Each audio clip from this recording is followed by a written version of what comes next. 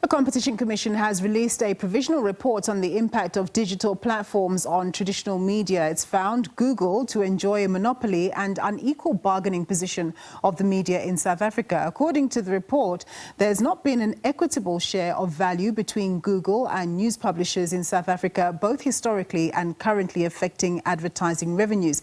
It's also found a majority of South African consumers use social media as their primary source of news. SABC News reporter Katlego Legodi is in Pretoria and joins us live. Thanks very much for joining us, Katlego.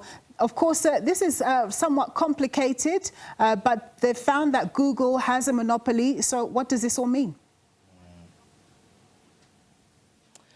A very good afternoon to you, Nompu, and to our viewers and listeners at home. Well, it's been an extensive, really, inquiry here, looking at developments in terms of the country's media and digital space.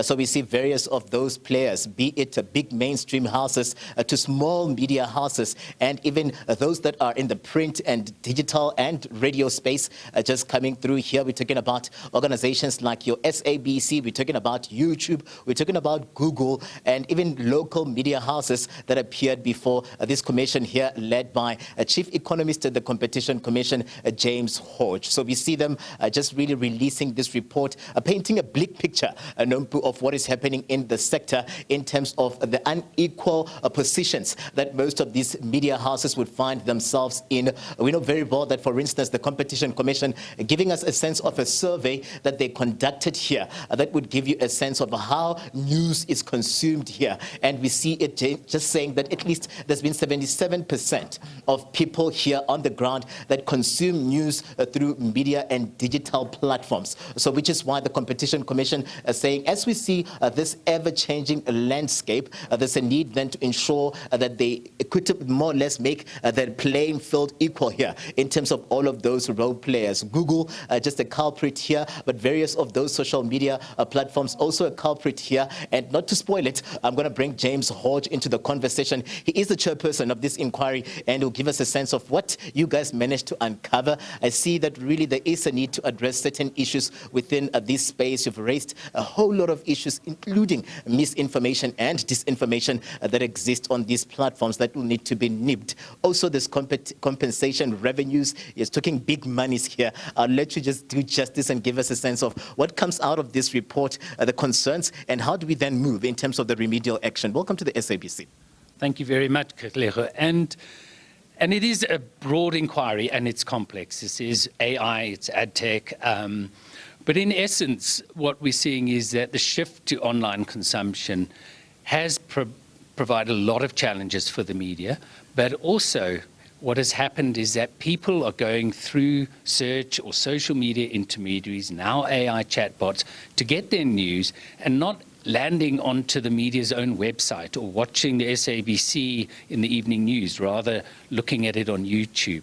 And that means the money's flowing towards the platforms, the search social media platforms, and not towards the media. And that puts the media in a position where it's unable to be financially sustainable. And that has serious consequences for our democracy. So there's a lot of detail behind that. But on search, where people go and consciously look for news stories, we're looking at short-term compensation from Google in the order of 300 to 500 million annually for a 3 to 5 year period. But in that period, to put in place the long-term sustainable solution, which is to ensure that the media gets that referral traffic, gets the traffic to their own websites, where they can, monetize it through ad revenue of their own. The same with Meta. They've suppressed news content in the last few years, and most media have seen their traffic half in this period. And so we're looking to restore that traffic by looking at provisional remedies that allow the media to double the amount of traffic that they're getting in the short term. So these are all designed to address a sort of sustainable solution in the long run, which is the media gets the traffic, gets consumers coming to their websites where they can earn ad revenue and support their operations. Because absent that, the majority of this country is not going to get media. and they're not going to get quality reporting if the news media and the journalists are under pressure. We'll end up in a world where a privileged few can pay for news and get a subscription to one or two news sites, and that will be what the industry ends up as. And the buzzword, James, as we still have you here, would be the misinformation and disinformation that would find its way on some of these media, social media platforms, even mainstream media that will need verification and the likes. How are you looking at approaching this one? And also, while you're at it, would you maybe more or less expect a pushback from certain media houses or even some of these mainstream media that have been capitalizing on this space and there have not been a fair compensation as you look at releasing the final report in the near future? Yeah, so on misinformation, this is a feature of social media. And if anything, it's poised to get worse as X and now Meta are looking to do community enforcement, community notes rather than fact-checking themselves. So relying on the users to identify the misinformation. So what we have recommended is that we change some of the legislation we have in South Africa to make these platforms liable for harmful content that they put on on their platforms or for amplifying. So pushing it to more followers, putting it in more users' feeds, amplifying that and spreading it, and bring in that liability. And that forces them to start to put in proper controls because otherwise they face that liability. I mean, what we also foresee is that, you know, some of them have shifted in that direction, but other platforms actually have offered a best practice where they don't promote misinformation. They stop it from going into people's feeds, and they prevent things like political advertising. So, you know, different platforms have different approaches. And so we expect that it will be welcomed by some because they, in its essence, comply, and others may query the direction we're taking here.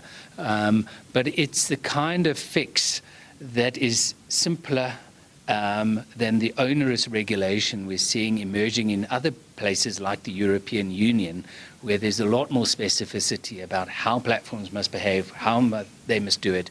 This is simply saying if you face liability, then you're less interested in promoting that content in South Africa.